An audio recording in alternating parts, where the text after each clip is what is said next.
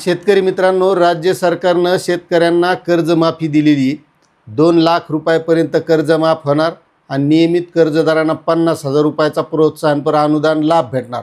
आणि शेतकरी आता जेव्हापासून घोषणा झाली तेव्हापासून वाट पाहिलेत. आणि त्यामध्ये आता कालपासून काय झाले, विधान परिषदेची आचारसंहिता सुरू झाली आणि आचारसंहिता चालू झाल्यापासून बातम्या चालल्यात की मग आता शेतकऱ्यांची कर्जमाफी या आचारसंहितेमध्ये अडकली आणि शेतकऱ्यांना काय कर्जमाफी लवकर मिळेल का नाही सांगता येत नाही. मात्र त्यामध्ये आज कृषी मंत्र्यांना पत्रकारांनी प्रश्न विचारले. त्यावर आता कृषी मंत्री काय म्हणालेत की खरंच या आचारसंहितेमध्ये ही कर्जमाफी अडकती का शेतकऱ्यांना कर्जमाफी दिली जाती, हे त्यांनी काय सांगितलं हे सगळं आपण या व्हिडिओमध्ये बघणार आहोत. मात्र राज्य सरकारनं जे काही आश्वासन दिले ते सुद्धा महत्त्वाचं आहे, ते सुद्धा आपल्याला बघायचं आहे. आता एक लक्षात घ्या, पत्रकारांनी कृषी मंत्र्यांना प्रश्न विचारले की ही जी काही कर्जमाफी तर ही कर्जमाफी या आचारसंहितेमध्ये अडकन का, तर त्यावर असं ठोस काहीच सांगितलं नाही त्यानं. ही कर्जमाफी अडकन का नाही अडकन ते तुम्हाला मी दाखवणार आहे नेमकं ते काय म्हणालेत. बरं, त्याच्यात त्या पत्रकारानं पुन्हा एक प्रश्न विचारला आहे. आता प्रत्येक जिल्ह्यामध्ये या खरीपाच्या बैठका सुरू आहेत.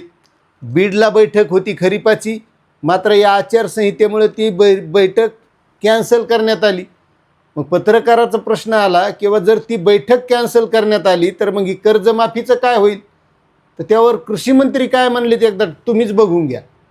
राज्याचे प्रमुख हे मुख्यमंत्री असतात.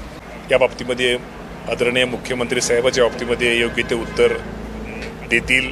साधारणतः 3 वर्ष त्यांनी कर्ज काढलेले, त्यांनी 3 वर्ष रेग्युलर भरलेले आणि 3 वर्षामध्ये जर एखाद्या वर्ष त्यांनी कर्ज घेतलंच नाही, परंतु पाठीमागं 2 वर्ष त्यांनी कर्ज घेतलेले त्या शेतकऱ्यांना सुद्धा 50,000 रुपयेपर्यंत एक त्यांना सानुग्रह अनुदान देण्याचा निर्णय या राज्याच्या मुख्यमंत्र्यांनी घेतलेला आहे.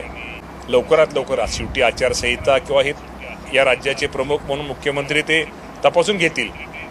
30 जूनपूर्वी माझ्या शेतकऱ्यांच्या खात्यामध्ये 2 लाख रुपये आणि जो रेग्युलर भरणाऱ्या शेतकऱ्यांच्या खात्यामध्ये 50,000 रुपये हे जमा होतील. आता बघा तुम्ही, हे कृषी मंत्री आहेत, यानं ठोस असं काही सांगितलंय का की खरंच या आचारसंहितेमुळे शेतकऱ्यांची कर्जमाफी लांबन का या आचारसंहितेमध्ये दिली जाईल. फक्त म्हणले की हा जो निर्णय आहे तो अगोदरच झालेला आहे, आचारसंहिता कालपासून लागलेली आहे आणि यावर सगळा जे काही निर्णय घेतील का ते फक्त मुख्यमंत्री घेतील. म्हणजे कृषी मंत्र्यानं सरळ आपलं मुख्यमंत्र्यावर ढकलून दिलं आणि पुन्हा सांगायला विसरले नाही की कर्जमाफीचं आश्वासन हे 30 जूनच्या पूर्वी देण्याचं ठरलेलं आहे. पण आता शेतकरी मित्रांनो, महत्त्वाचा मुद्दा हे आहे की आता शेतकऱ्यांना जर ही कर्जमाफी लवकर मिळाली असती तर शेतकऱ्यांना खतं असतील, बियाणं असतील, ह्या गोष्टी खरेदी करण्याचं काम केलं असतं. कारण शेतकऱ्यांना कर्जमाफी दिल्याच्या नंतर पुन्हा पीक कर्ज मिळवता आलं असतं. बरं, याच्यात हेही निश्चित नाही. प्रत्येकाला वाटायला की मी कर्जमाफीमध्ये बसन, मग आता वाट पाहतच बसावं लागणार आहे. पण आता जर कर्जमाफीमध्ये बसन अशी वाट पाहत बसलेले असले तरी ऐन वेळेस आता यामध्ये कोण पात्र होतं आहे, कोणाला कर्जमाफी मिळतील, कोण नियमितमध्ये येतं आहे आणि कोण दोन्हीमध्ये येत नाही, असं सुद्धा होऊ शकतं. मग त्यावेळेस या शेतकऱ्यांची त्रेधा त्रिपीठ उडणार आहे. कारण आता शेतकऱ्यांना जे कर्जमाफीत बसते त्याला पुन्हा पीक कर्ज मिळवायचं, कधी कर्ज मिळवायचं आणि कधी खतं बिबियानं खरेदी करायचं. आणि काही जे आशेवर बसलेले तर ते उद्या अपात्र ठरले तर त्याची निराशा होणार आहे. मग सगळा ताळाला मेळ उरणार नाही.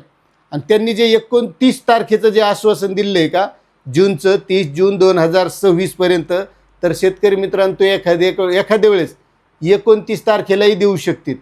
म्हणजे आता सगळे जे सांगायलेत का फक्त 30 जूनच्या पूर्वी म्हणजे शेतकऱ्यांचा कार्यक्रम केव्हा बी लागलेलाच आहे.